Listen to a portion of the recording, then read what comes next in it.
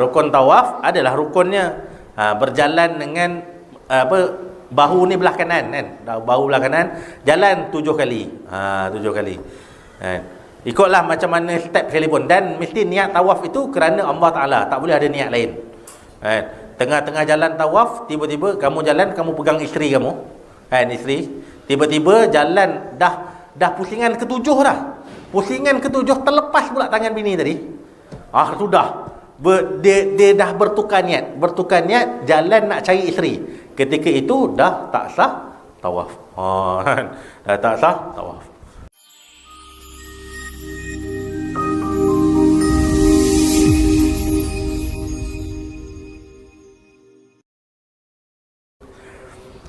So kita balik semula. Kita nak tengok apa yang ada dalam pecahan solat. Solat tak boleh sama ada solat fardu, solat sunat, termasuk juga solat jenazah, sujud tilawah, sujud syukur dan menyampaikan khutbah Jumaat. Tak boleh. Ada beberapa perkara dan masuk dalam bab solat yang tak boleh. Solat fardu 5 waktu, subuh, zuhur, asar, maghrib, isyak, tak boleh. Solat sunat, qabliyah, ba'diyah, hajat, tahajud, istisqa dan sebagainya, tak boleh. Kemudian solat jenazah pun tak boleh.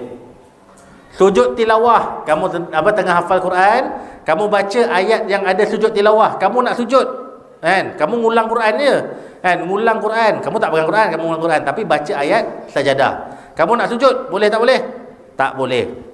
Kemudian sujud syukur, sujud syukur pun tak boleh. Mungkin ada yang test hari ni dia azam nak hantar 2 juzuk sebagai contoh. Dapat dia hafal dan hantar 2 juzuk. Lepas habis dia hantar 2 juzuk tu, dia nak sujud syukur, tapi dia tak ada wuduk, tak boleh. Kena wuduk dulu baru sujud syukur. Dan seterusnya, yang kelima ialah menyampaikan khutbah Jumaat. Nak menyampaikan khutbah Jumaat tak boleh, mesti ada wuduk. Dengar boleh tak dengar, Ustaz? Dengar pun sebagian ulama cakap keluar pergi ambil wuduk dulu. Tapi sebagian ulama cakap duduk boleh dengar. Tapi dia macam nanti habis khutbah kan dah nak solat, baiklah pergi bangun wuduk siap-siap. Jadi lepas habis khutbah boleh terus solat. Okey. Tanbih, cara solat orang sakit yang sentiasa berhadas. Jadi kat sini dia ada letak satu bab nak cerita berkenaan tentang orang yang ada penyakit, dia sentiasa berhadas. Antaranya orang yang ada sakit sulsul baul. Apa penyakit sulsul baul tu, Ustaz? Sulsul baul ni orang yang kencing dia tu tak lawas, dia sentiasa keluar. Air kencing tu daripada saluran kencing dia ni sentiasa keluar. Dia tak keluar sentiasa mancut je, kan? Dia sentiasa nanti kan kejap-kejap dia meleleh, kejap dia meleleh keluar. Tak tahu, tak perasan. Ini orang-orang yang sulsul baul. Jadi macam mana caranya? Sebut dalam kitab ini, bagi orang yang sakit yang sentiasa berhadas, besar atau kecil, dan tidak mampu untuk mandi wajib atau wuduk, orang itu hendaklah solat menghormati waktu. Dia kena solat menghormati waktu. Caranya seperti solat biasa, cuma ketika berniat, dia berniat atau melafazkan niat usalli fardhu zuhri. Contohlah kalau fardu zuhur, kita nak sembahyang zuhur ni kan, usalli fardhu zuhri li hurmatil waqti lillahi ta'ala. Sahaja aku solat fardu zuhur untuk menghormati waktu kerana Allah Ta'ala. Tu kalau zuhur. Kalau maghrib tu kalau maghrib, isyak tu kalau isyak. Keadaan dia sentiasa berhadas. Jadi bila berhadas tadi kan cakap haram untuk dia solat. Tapi adakah haram solat dia terus tak payah solat? Tak boleh. Tak boleh. Solat itu faridah. Solat itu fardu ke atas setiap muslim. Tak nak tetap kena buat. Jadi macam mana caranya? Disebut dalam kitab ini, kena solat hormat waktu dulu sepanjang dia sakit tadi. Sepanjang dia sakit tadi. Apabila sudah sihat nanti, dia hendaklah mengulangi solat yang pernah dia lakukan semasa sakit secara menghormati waktu tadi dengan niat solat mu'ahadah. Dengan niat solat mu'ahadah, yakni ulang. lafaz ataupun niatnya adalah usolli fardhu zuhri i'adatan lillahi ta'ala. Saja aku solat zuhur sebagai solat ulangan kerana Allah Ta'ala. Dia bukan qada, dia bukan qada sebab dia tak tinggal. Dia bukan qada solat, tapi dia i'adah. Dia ulang solat.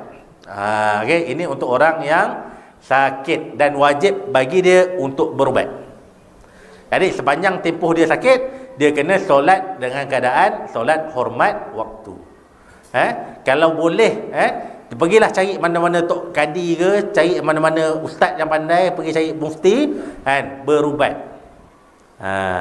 Ada orang ustaz pernah kenal dulu. Sini ustaz masa sekolah. Dia ada penyakit ni. Jadi apa yang dia buat, setiap kali sebelum solat, dia kena balut. Balut dia punya salur kencing tu dengan tisu. Dia kena balut lah. Balut. Kemudian dia solat. Lepas solat dia buang. Nak solat lain nanti, dia balut lagi. Balut lagi. Sebab dia ada sakit. Dan wajib bagi orang-orang yang ada penyakit macam ni untuk buat. Untuk solat hormat waktu. So, sesiapa yang ada penyakit begini, sila maklumkan kepada ustaz. Bagi tahu pada guru-guru, rujuk pada yang pakar. Jangan buat tak reti je. Kamu dah besar, kamu dah akil baligh. Okey? Sekalipun yang kecil-kecil, ustaz saya belum baligh ustaz. Akan datang kamu akan baligh. Boleh jadi setahun lagi, bukan setahun, mungkin besok kamu baligh. Boleh jadi. Wa ma tadri nafsun ma za taksibu ghadan. Setiap orang dia tak tahu apa yang dia akan buat esok. Kan? Jadi kena ambil perhatian. Terusnya, tanbih, cara berwuduk. Untuk solat tanbih, wajib berwuduk untuk solat jenazah. Tidak sah solat jenazah jika tidak berwuduk. Diambil daripada dalil yang umum, la yuqbalullah solatan ahadikum idza ahdatsa hatta yatawaddau. Kerana solat jenazah itu dikiaskan sama seperti solat fardu yang lain ataupun solat sunat yang lain. Sekalipun solat jenazah dia tak ada rukuk, dia tak ada sujud, tapi namanya tetap solat. Jadi orang-orang yang nak mendirikan solat jenazah wajib ada wuduk. Okey, itu yang pertama, selesai bab as-solah. So haram bagi orang yang berhadas untuk solat, tak kiralah apa-apa waktu sekalipun. Yang kedua, tawaf. Tawaf tadi, kenapa tawaf ini juga haram untuk solat? Disebutkan dalam kitab ini, haram untuk orang yang berhadas untuk tawaf Baitullahil Kaabah kerana tawaf itu dikiaskan seperti solat. Tawaf itu hukumnya kias sama seperti solat. Jadi kalau solat wajib wuduk, tawaf juga wajib wuduk. Cuma rukun tawaf lainlah, tak sama macam rukun solat. Rukun solat ada rukuk, ada sujud. Tapi rukun tawaf tak ada rukuk. Tangan tengah-tengah jalan kamu nak rukuk, tak boleh. Rukun tawaf adalah rukunnya berjalan dengan bahu ni belah kanan kan. Bahu belah kanan jalan 7 kali. 7 kali. Ikutlah macam mana step sekalipun, dan mesti niat tawaf itu kerana Allah Taala, tak boleh ada niat lain. Tengah-tengah jalan tawaf, tiba-tiba kamu jalan, kamu pegang isteri kamu. Isteri tiba-tiba jalan dah pusingan ke-7 dah. Pusingan ke-7 terlepas pula tangan bini tadi. Sudah. Dia dah bertukar niat jalan nak cari isteri. Ketika itu dah tak sah tawaf. Dah tak sah tawaf. Jadi tawaf itu dia ada rukun yang tertentu dan dia ada tata cara yang tertentu, maka juga haram bagi tawaf jika sedang berhadas. Seterusnya yang ketiga, memegang mushaf Al-Quran, termasuklah memegang kulit mushaf yang bersambung dengannya. Okey, kulit mushaf yang bersambung dengannya. Okey, kulit tak kiralah kamu ada kulit ni, kulit depan kitab ni kan. Tak ada apa-apa yang Quran pun. Tapi jika ia bersambung dengan mushaf, itu juga dikira sebagai mushaf. Itu juga dikira sebagai mushaf. Tapi kalau kan ada kotak ada sarung sekarang. Quran yang masuk dalam sarung, kotak dia. Kotak dia boleh tak? Kotak dia boleh. Kotak dia kamu boleh pegang. Sebab dia tak bersambung. Tapi ketika bercerai lah. Kalau ketika mushaf itu ada dalam kotak, still tak boleh pegang. Tapi bila dah cerai, dah keluar daripada kotak, kotak tadi boleh pegang, mushaf tak boleh pegang. Okey. yang bersambung dengannya. Permasalahan. So ada permasalahan. Ini selalu dibincangkan. Jika terjemahan atau tafsir lebih banyak daripada ayat Al-Quran, boleh ke tak boleh? Jika terjemahan, kamu ada Quran terjemahan kan?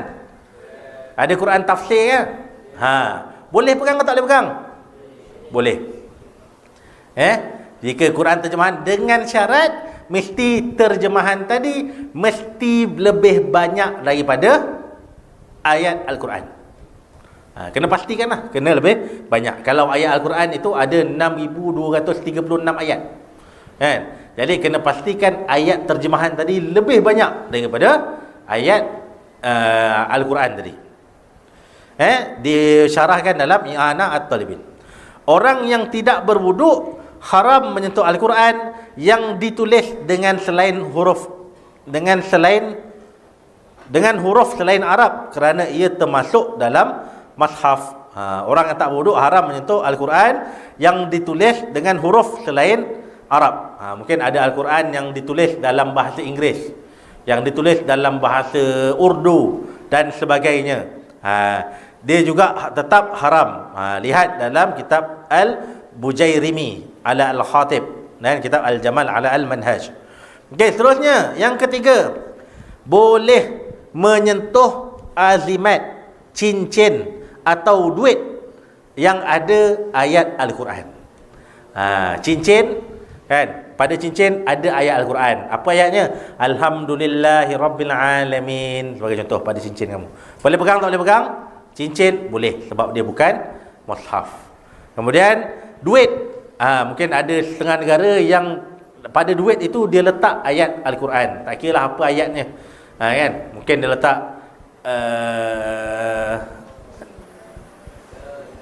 la ilaha illallah, tak kira lah apa-apa ayat pun. Kan? Maka boleh pegang tak boleh pegang? Boleh pegang sebab dia bukan mushaf.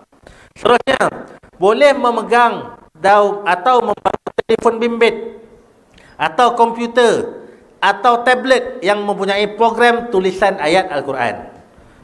Ada Al-Quran dalam ni, phone Ustaz dalam ni ada Al-Quran. Boleh pegang tanpa wuduk? Boleh. Tak boleh pegang tanpa wuduk sebab dia tak sentiasa keluar. Dan ini juga kita tak iktibar sebagai mushaf. Kemudian, jika CD atau pen drive atau telefon bimbit yang ada Al-Quran yang lengkap di dalamnya juga boleh dipegang tanpa wuduk. Sekiranya kamu sedang berhadas, kamu pegang CD Al-Quran, boleh. Kamu pegang pen drive yang ada Al-Quran, boleh. Sebab itu bukan mushaf. Dia mushaf ni syarat dia mesti kamu boleh baca secara terus. CD tadi kamu tak boleh baca terus. Kamu kena masuk dalam radio dulu.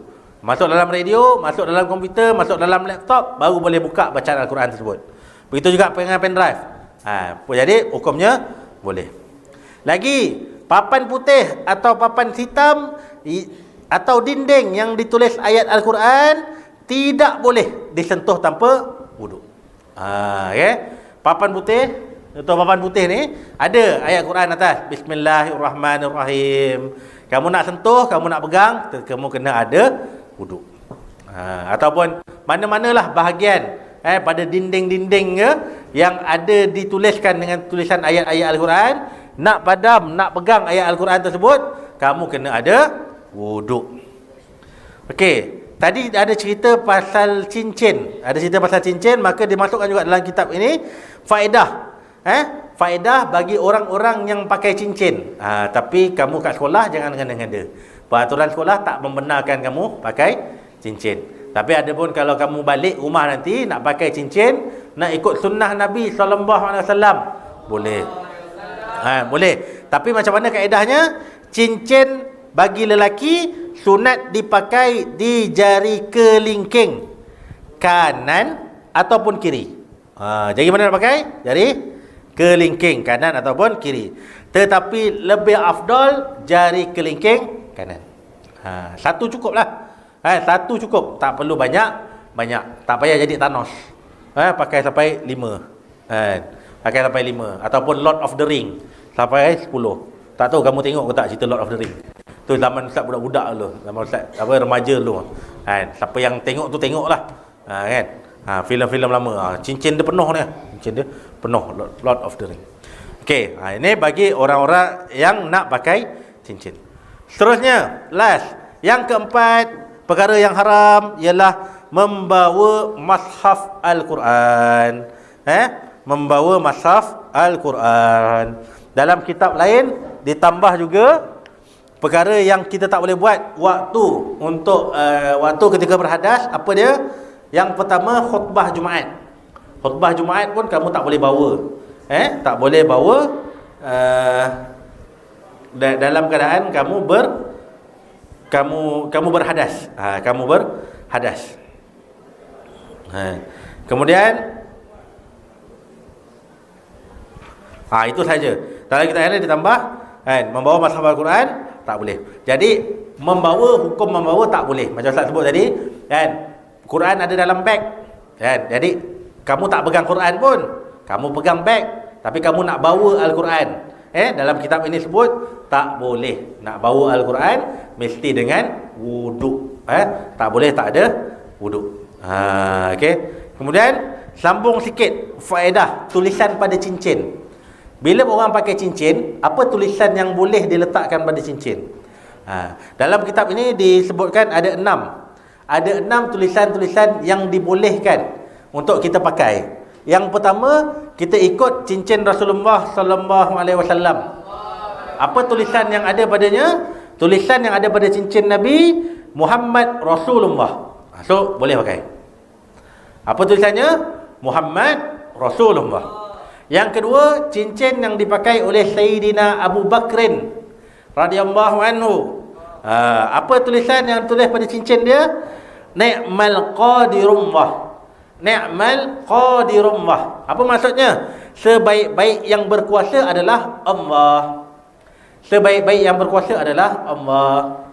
Yang ketiga, cincin yang dipakai oleh Sayyidina Umar Ibn Khattab radhiyallahu anhu. Apa tulisan yang ada pada cincin dia? Pada cincinnya dia ada tulis kafa bil mauti wa'idhan ya Umar. Cukuplah mati sebagai peringatan wahai Umar. Dia letak peringatan pada cincin dia. Dia pakai cincin, dia tulis kafa bil mauti wa'idhan. Cukuplah mati sebagai peringatan wahai Umar. Tulis itu. Umar. So kalau nama kamu bukan Umar, nama kamu Muhammad, tulislah Muhammad. Nama kamu Abu Arif, tulislah Arif. Dan sebagainya. Kemudian yang keempat, cincin Sayyidina Uthman Ibn Affan radhiyallahu anhu. Apa ditulis pada cincinnya? Amantu billah muhlisa. Amantu billah muhlisa. Apa maksudnya? Aku beriman kepada Allah dengan penuh keikhlasan. Aku beriman kepada Allah dengan penuh keikhlasan.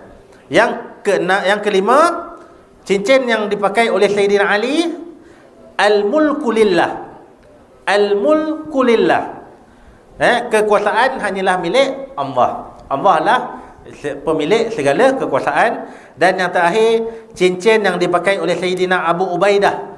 Sayyidina Abu Ubaidah Al-Jarrah. Apa yang ditulis pada cincinnya? Alhamdulillah. Alhamdulillah. Jadi ini 6 tulisan-tulisan yang kita boleh pakai, yang dibolehkan untuk pakai pada cincin. Selain daripada itu, tak dibahaskan oleh ulama. Jadi contohi Nabi sendiri, contohi sahabat-sahabat Nabi kalau nak pakai. Kalau nak pakai cincin. Okey, jadi saya rasa cukup sekadar itu. InsyaAllah dalam pertemuan akan datang kita akan sambung pada perkara-perkara yang haram dilakukan dalam keadaan junub. Tadi itu dalam keadaan hadas. Dalam keadaan hadas, Ustaz ulang. Yang pertama solat, yang kedua tawaf, yang ketiga pegang Al-Quran, dan yang keempat bawa Al-Quran, bawa mushaf Al-Quran. 4 perkara ini tak boleh kamu lakukan tanpa wudu. Wallahu ta'ala a'lam. Jadi seperti biasa, sebelum kita menangguhkan pembacaan kitab pada petang ini, marilah sama-sama kita menadah tangan, berdoa kepada Allah Subhanahu Wa Taala, mudah-mudahan ilmu yang dipelajari bermanfaat dan ditunjukkan ke jalan Allah Subhanahu Wa Taala yang diridai. Bismillahirrahmanirrahim. Allahumma anfa' bima 'allamtana wa 'allimna bima yanfa'una. Rabbana zidna ilman nafi'a wa rzuqna fahman wasi'a. Allahumma faqihna fid din wa 'allimna ta'wil wa hdina ila siratikal mustaqim. Ya Allah, kau ajarkan kepada kami apa-apa yang bermanfaat buat kami. Ya Allah, ya Allah, kau manfaatkanlah apa yang telah kami pelajari. Ya Allah, kau ajarkanlah kepada kami apa-apa yang bermanfaat buat kami. Ya Allah, kau tambahkanlah kepada kami ilmu-ilmu yang banyak. Ya Allah, kau kurniakanlah kepada kami kefahaman yang luas. Ya Allah, kau faqihkan kami dalam agama. Ya Allah, kau faqihkan kami dalam urusan takwil agama. Ya Allah, kau tunjukkan kepada kami jalanmu yang lurus, jalan menuju redamu. Wa sallallahu ala sayyidina Muhammad wa ala alihi wa sahbihi wa barik wasallam. Walhamdulillahirabbil alamin. Sekian, terima kasih atas perhatian. Mohon maaf atas segala kekurangan. Mudah-mudahan kita bertemu di lain-lain kesempatan. Aku qauli hadza, astaghfirullahal azim li wa lakum. Wabillahi taufiq hidayah. Assalamualaikum warahmatullahi taala wabarakatuh.